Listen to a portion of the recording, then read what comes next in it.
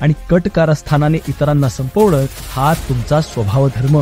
तुम्ही पक्ष फोडता, सुडाचं राजकारण करता, धडा शिकवला म्हणत माच करता, मग कशाला नीतिमत्तेच्या गप्पा मारता?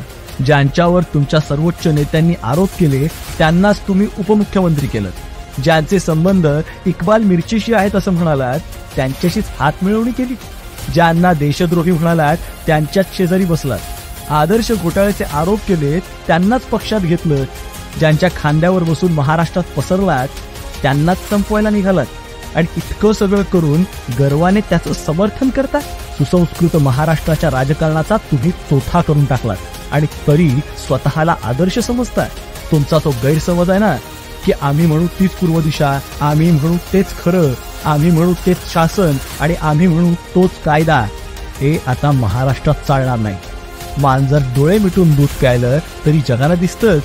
तुमच्या खोटेपणाला माफी नाही, तुमच्या उद्दामपणाची गय नाही. तुम्हाला ह्यापुढे महाराष्ट्रात थारा नाही म्हणजे नाही.